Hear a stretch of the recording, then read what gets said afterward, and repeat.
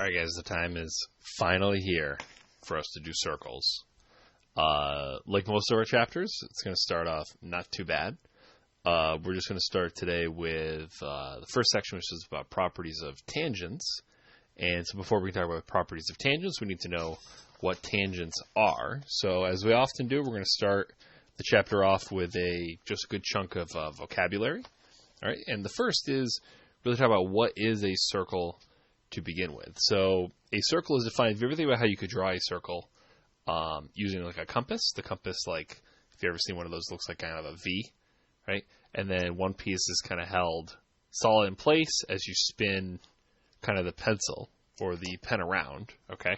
And what you're doing is you're just creating a shape where your marker, your pencil, is the same distance away from wherever you put like the pointer thing. And that's literally what the definition of a circle is. A circle is a set of points that are equidistant from a single point, known as the center. Now this is clearly two-dimensional. Three-dimensionally, if you had three-dimensional points that are equidistant from a single point, that's a sphere. So just on a flat piece of paper, you were looking things back from the center. And the center is how we're going to actually name the circle as well. Okay? So a radius, I'm going to underline segment here. So a radius is a segment, because one thing that's going to be difficult with these is that some of these terms refer to segments and some refer to lines. So a radius is a segment, okay, with one endpoint on the circle and the other at the center. Okay, most people already know what a radius is. So the radius just goes from the center to any point on the circle. A chord, more generally, okay, is a segment with both endpoints on the circle.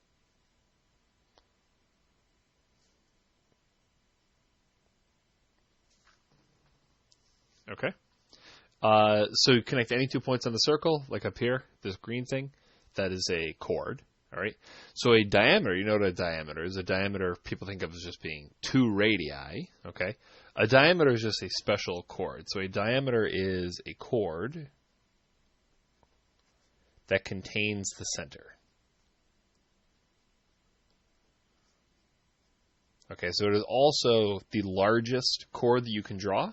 So the biggest you can make this chord is by having it go straight through the center.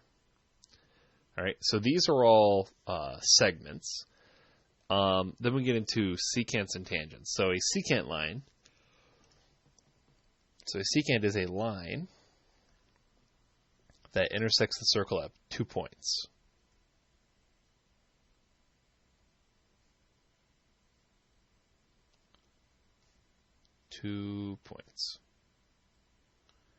Okay, so if you just draw any line through a circle, you've created a secant line. What's a little more difficult to draw, you have to be careful drawing, is a tangent line. So a tangent is a line that intersects the circle at exactly 1 point. Okay? And so that 1 point where it intersects is called the point of tangency. So the best way to think about a tangent line is to think about something literally kind of like leaning up against the circle. Okay, so if it just leans up against the circle, it is a tangent line. Okay. Now, what's difficult about these is that these can actually be used kind of as adjectives to describe other things. So you could have a secant segment. You could have a tangent segment. So for example, if I had a circle here and I drew something like this, okay, tangent is referring to a tangent line. So usually we'll just say tangent line. We'll just throw the word line in there to make it less confusing. But this right here, this is actually totally fine to call this. This is a tangent ray. Okay, so it's really part of a tangent line that intersects a circle at only one point. So you could also have, for instance, a tangent segment, something like this.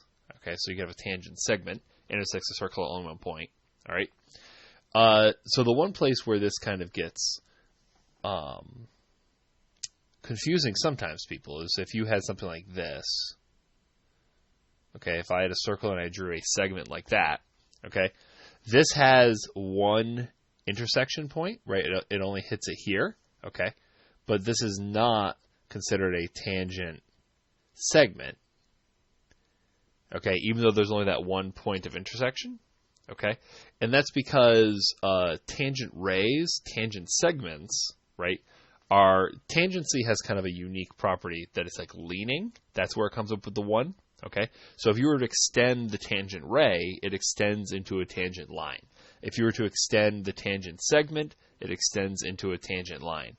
If you were to extend this thing, it actually extends into a secant. Okay, so even though there's only that one point of intersection, all right, it's really important for it to be tangent. It has that kind of leaning against the circle kind of property. Okay, so the specifics of tangency is really the focus of today.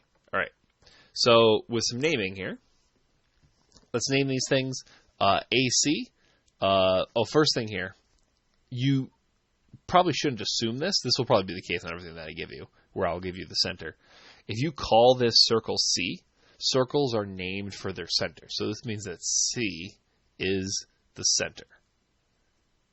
Okay, so circles are named based on the center. All right, so they're given a one-letter name.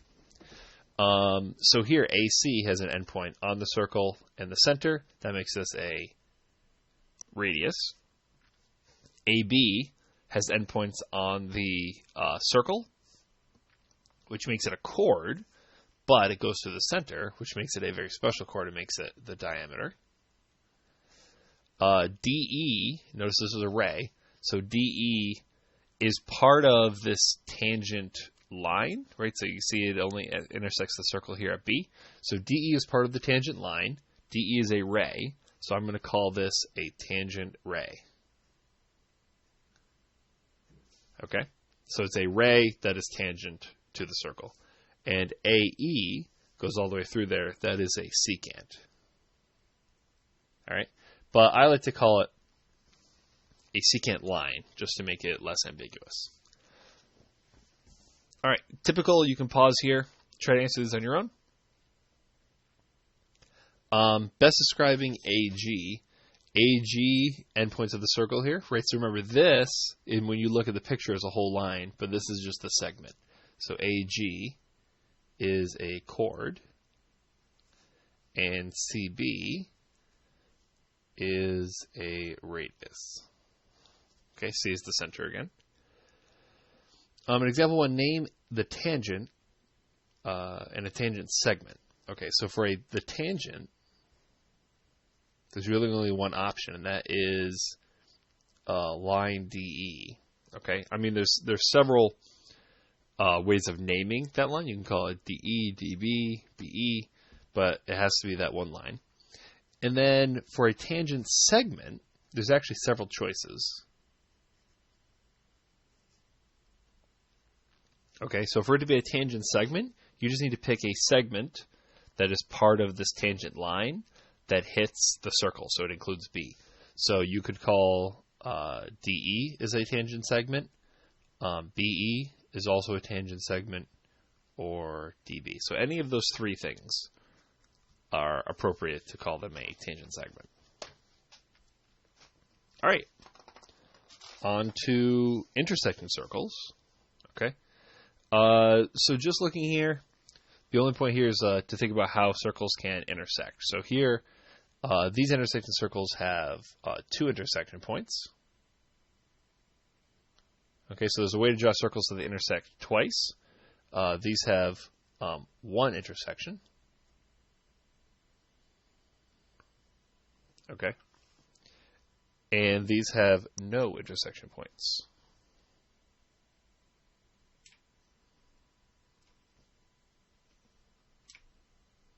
Okay.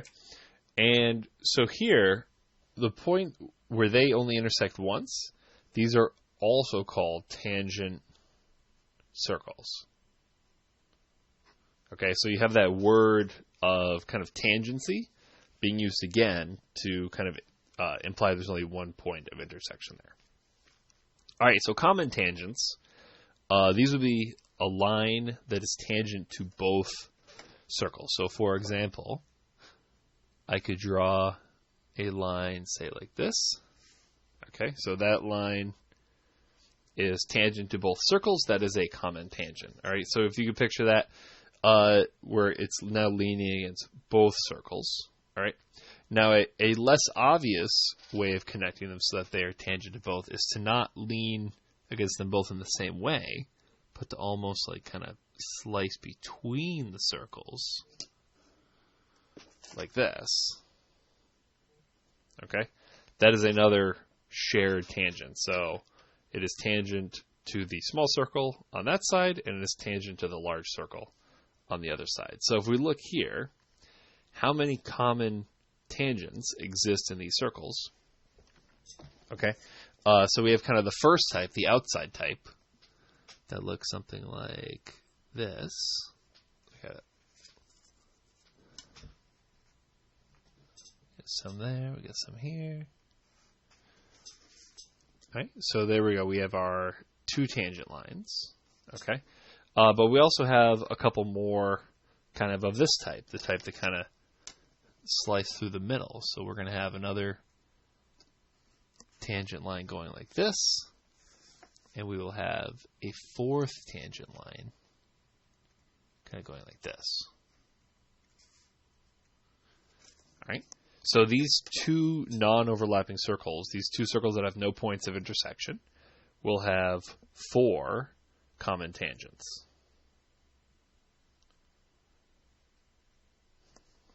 All right. Now, the intersecting circles where they touch, they will have less because you can't get this kind of crisscross in the middle. All right. So we'll have the outside tangents. Can't really see from that side.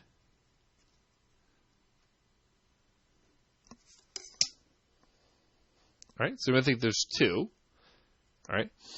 But there's actually, the fact that these are tangent circles, they intersect at one point in the middle, all right? And there's actually a way to draw a line just directly through the center, okay? Right, so the circles share one point, okay, because the circles themselves are tangent.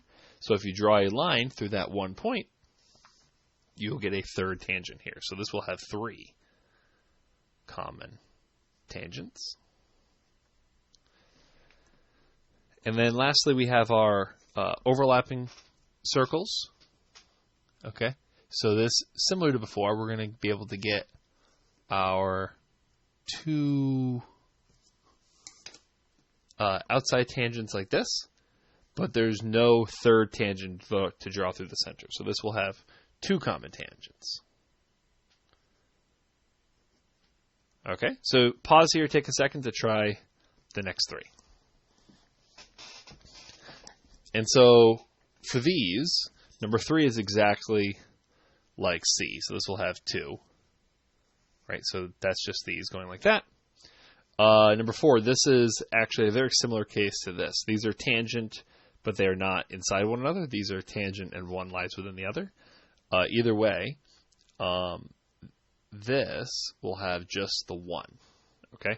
So you have 2 different ways of drawing tangent circles. This will have 3 common tangents. This will have only 1. And these circles, okay, don't have any intersections. One's completely within the other. All right. So this is a case. So like this is another case where you'd have one circle within. Wow, that's a really bad circle. You'd have one circle within another. In both cases, this will have none. All right. But here, if you picture, if these have the same center. Okay. If you have 2 circles that have the same center, these can be called concentric circles. Concentric. Okay. So concentric means that they have the same center, concentric circles. So 2, 1, 0. All right.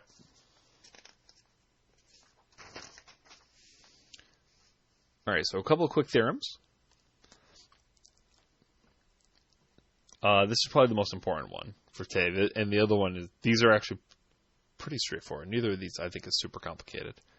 So a line is tangent to a circle if and only if. So we have a biconditional statement. This is going to work both ways. So a line is tangent to a circle if and only if it is perpendicular to the radius, okay, of or at that point.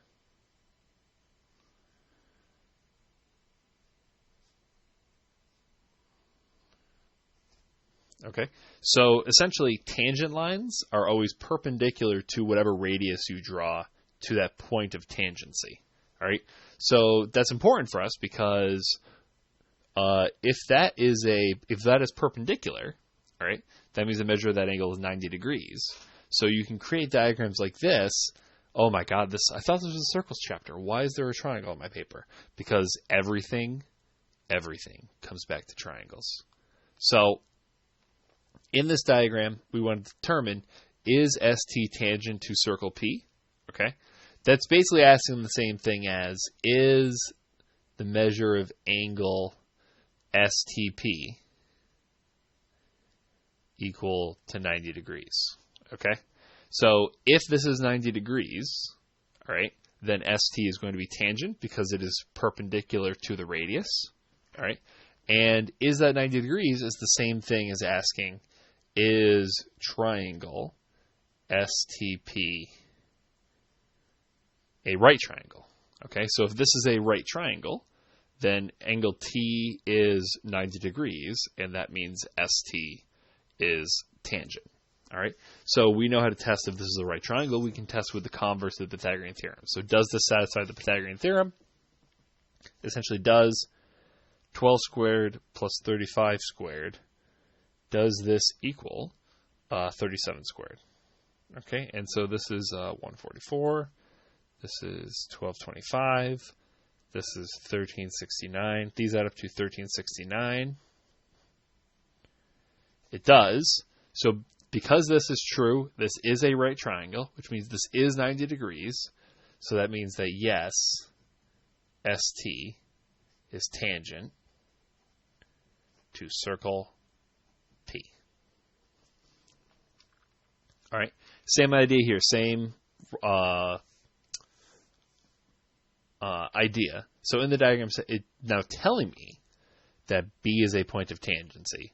So because I know that it is tangent, that's telling me that the measure of angle ABC is 90 degrees.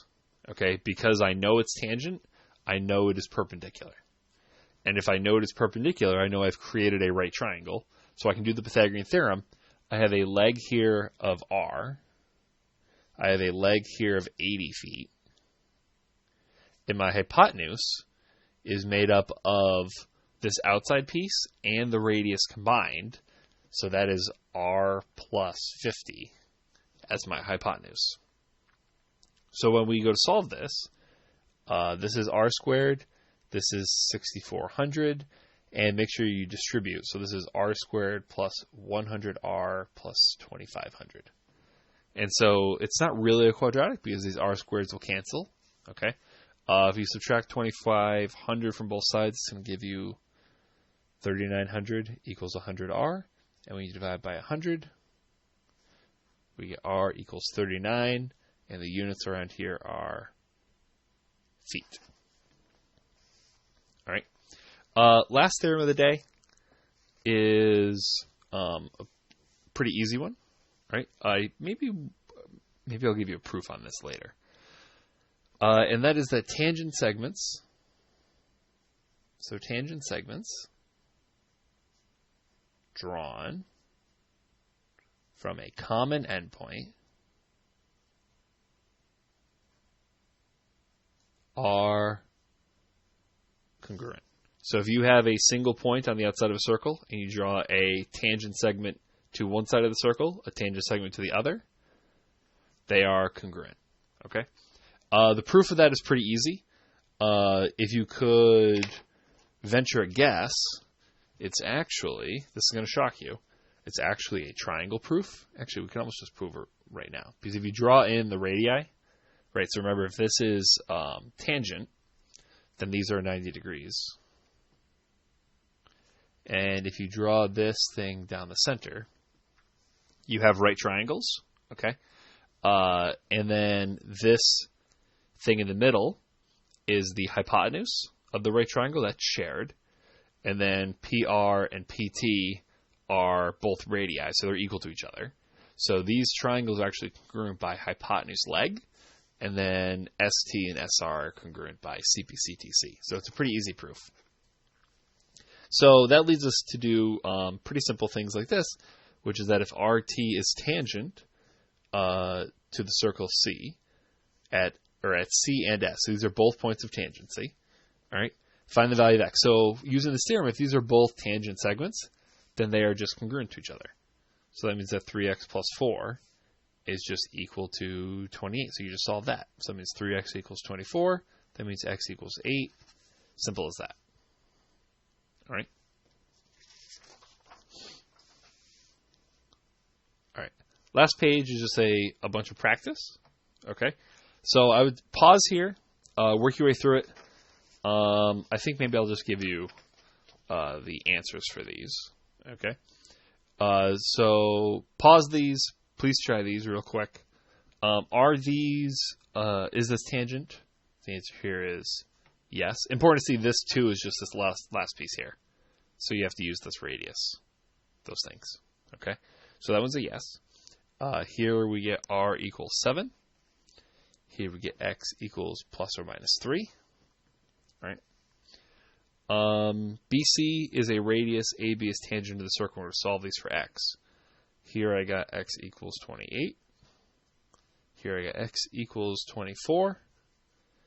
And here I got X equals 16. So none of these end up being too bad. All the X squareds kind of cancel out. And then our last theorem, these are common. These are tangents drawn from a common endpoint. Okay. Here we get X equals 5. Here we get X equals plus or minus 3. And this is the only quadratic we actually get to solve. So this ends up being X equals 1 and X equals negative 5 halves or negative 2.5. All right. As always, I hope you guys are doing well. Take care.